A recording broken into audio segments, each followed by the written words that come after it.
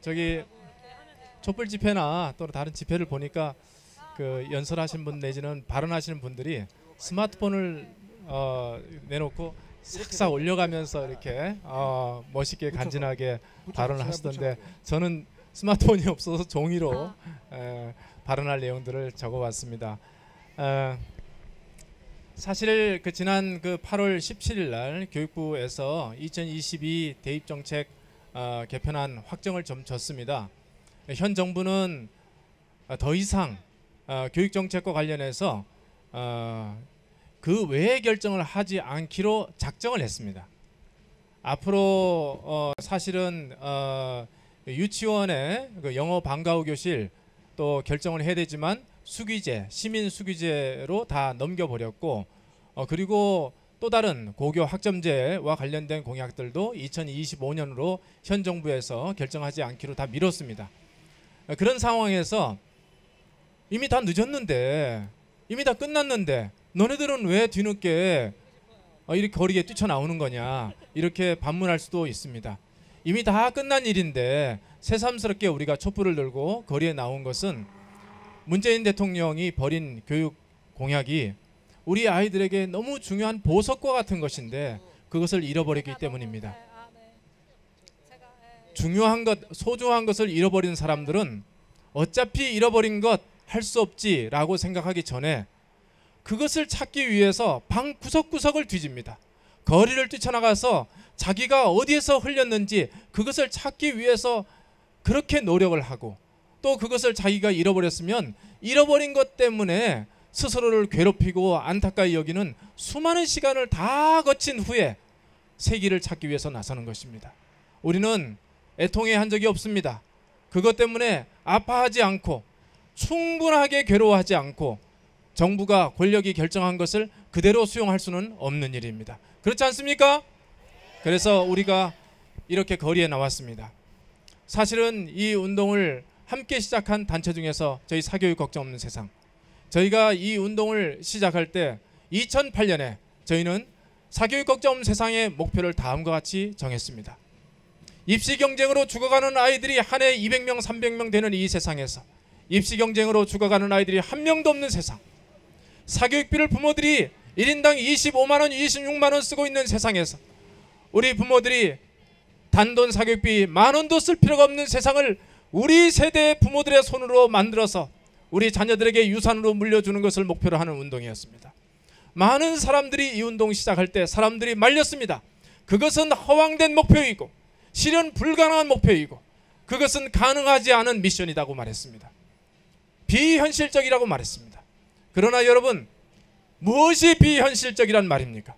사교육 걱정 없는 세상이란, 아니 입시 경쟁 없는 세상이란, 사교육의 과다 지출 없는 세상이란, 이미 우리 사회를 제외하고 전 세계 모든 국가가 이미 충분히 누리고 있는, 모든 국가의 우리 아이들이 이미 누리고 있는 그 세상입니다. 다만 우리만 누리지 못하고 있는, 우리의 아이들만 누리지 못하는 그런 예외적인 현실입니다. 그 예외를 당연한 것으로 생각하고 우리가 지난 40년 동안 우리 아이들에게 그 세상을 꿈꾸지 못하게 만들었습니다.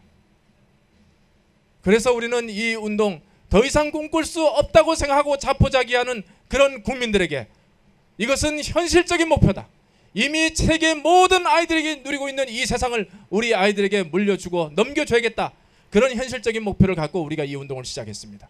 그리고 10년 동안 저희는 달려왔습니다. 그런데 현 정부 들어서 지난 2017년 3월 달에 문재인 대통령이 교육 공약을 내세웠습니다.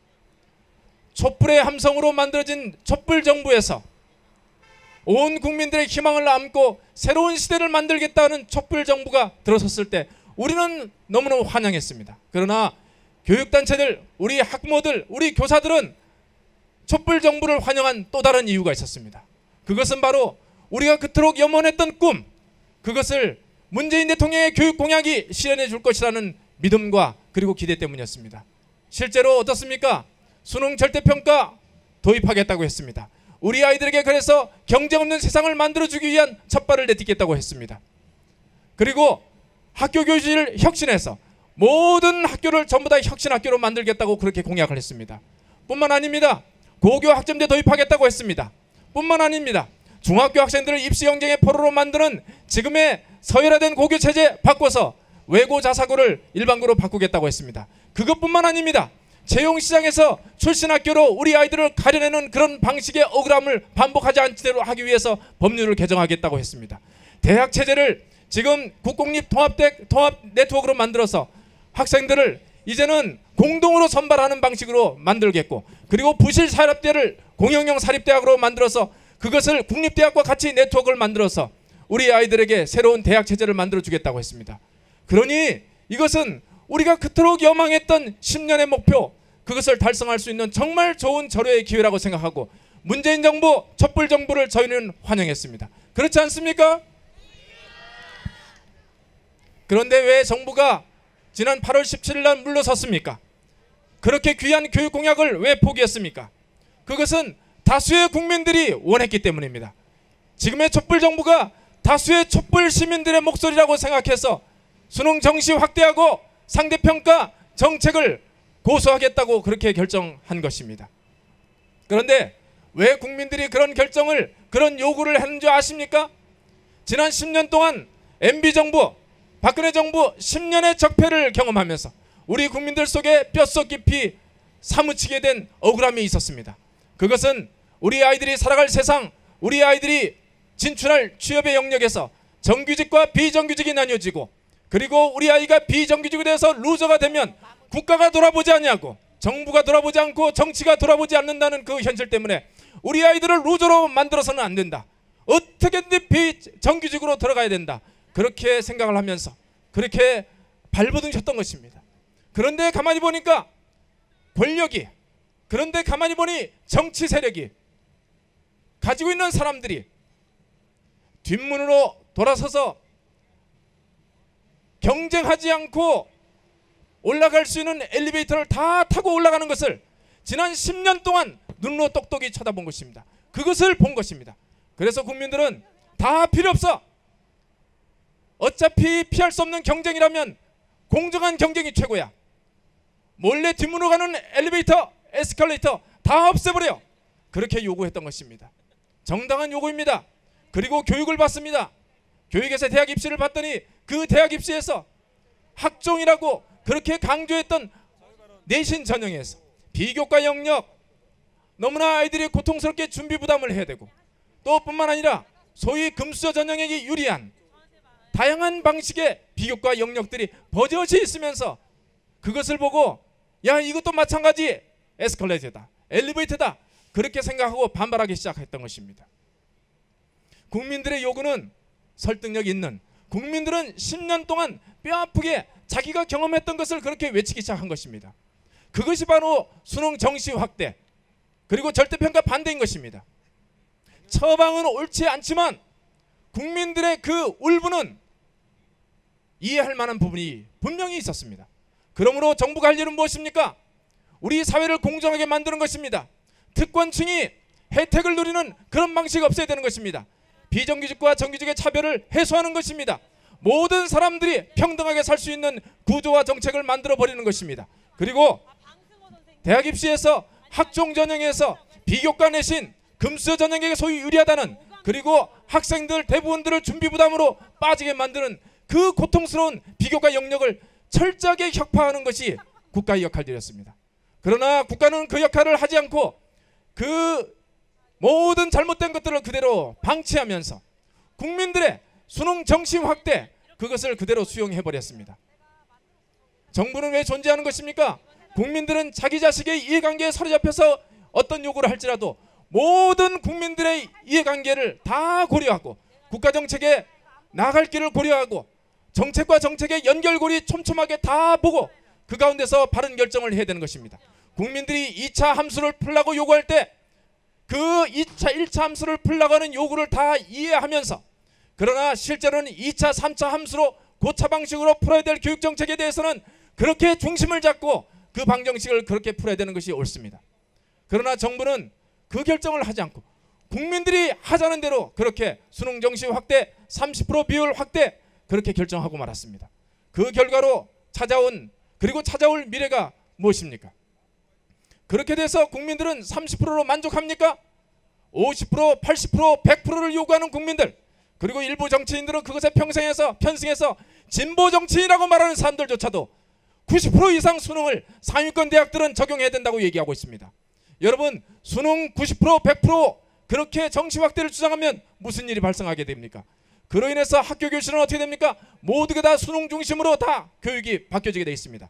암기 시험, 그리고 문제풀이 정답 찾기, 수능 대비 EBS 문제풀이 수업으로 다 바뀌어지게 되겠습니다. 그렇게 되면 그것으로 합당합니까? 국민들이 만족합니까? 어림없습니다. 국민들은 그것으로 만족하지 않고 그따위 교육 걷어치워 차라리 수능 대비 인강이 훨씬 나, 그러면서 학교를 불신하는 현상들이 계속 심화될 것입니다. 그렇지 않습니까? 언제까지 국민들의 그 요구를 따라간다 한들 국민들의 마음이 그렇게 풀려질 수 있겠습니까? 국민들이 원하는 바는 우리가 이해를 해야 됩니다. 그러나 요구하는 바에 대해서 그대로 국가가 수용해서는 안 되는 부분들이 있는 것입니다. 지금 각국은 교육혁명을 부르짖기, 교육혁명을, 그래서 그 미래에 우리 아이들이 살아갈 세상을 위해서 지금 각국은 어떻게 하면 학교를 혁신할 것인가, 교육을 혁신할 것인가 노력하고 있습니다. 여러분 아시다시피 텐게 시로라는 일본의 학자가 있습니다. 이분은 로봇 개발하고 또 그것으로 박사학위를 받은 사람입니다. 그분이 학력붕괴 2030년 내 아이가 살아갈 힘이라는 책을 냈습니다. 일본에서 2030년 되면 학력이 다 붕괴되고 학벌이 다 붕괴되고, 그래서 그 학벌과 학력을 만들어내기 위해서 필요했던 모든 암기 능력과 정답 찾기 능력은 다 필요 없는 시대가 될 것인데, 그 시대에 우리 아이들이 살아갈 수 있는 힘은 무엇인가, 그것을 책으로 낸 것입니다. 그것이 뭡니까? 창의 능력입니다. 공감 능력이고 협업 능력이고 공동체 정신입니다. 그것을 지금 국제기업들이 다 요구하고 있습니다.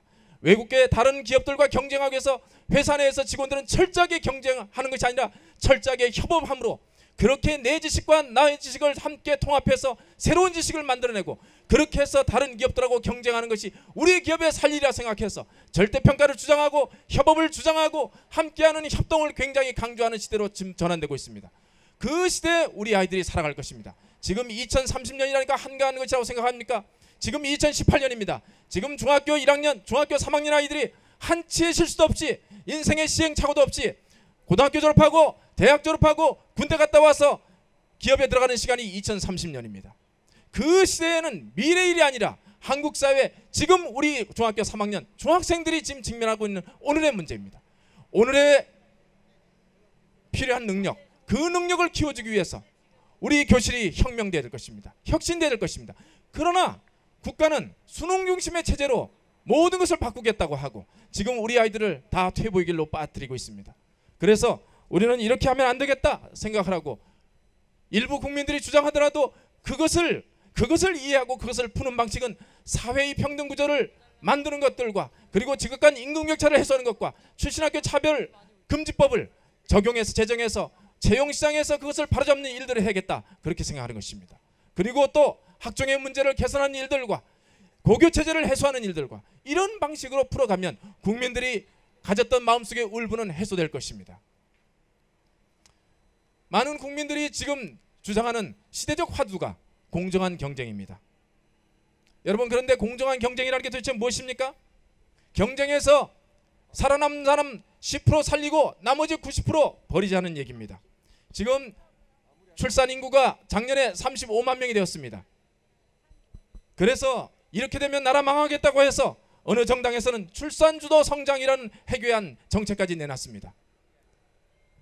지금 35만 명도 지금 적다고 아우성입니다. 그런데 공정한 경쟁을 통해서 대입해서 상위권 대학 들어가는 아이들 10% 살려내고 나머지 90% 버리는 그런 방식의 대입 제도를 통해서 과연 우리나라가 살아갈 수 있겠습니까? 공정은 모든 사람들, 모든 아이들을 살리는 공정이어야 됩니다. 90%를 죽이는 경쟁은 안 되는 것입니다. 여러분, 타이타닉호, 무너지는 타이타닉호에서 대부분의 아이들이 사람들이 죽어갈 것인데, 그 중에서 구명보트 타고 안전하게 살아나갈 사람들, 그것을 골라내기 위한 그 경쟁이라면 그것은 죽음의 경쟁이지 살림의 경쟁이 아닙니다. 그 문제를 해결하기 위해서 모든 사람들을 살리는 일들을 하기 위해서는 그런 경쟁 방식을 버리고 지금 타이타닉과 앞에서 이제 임박한 거대한 빙벽을 미리 내다보고 그 빙벽을 피해갈 수 있는 길들을 똑바로 응시하면서 길을 찾아서 승객들 모두를 살리는 방식이 진정한 공정일 것입니다. 우리 교육도 마찬가지입니다. 교육은 어차피 포기했고 입시에서 살아남는 몇 놈만 살리고 나머지 다 죽이자. 이 방식대로는 어림없는 일이 될 것입니다.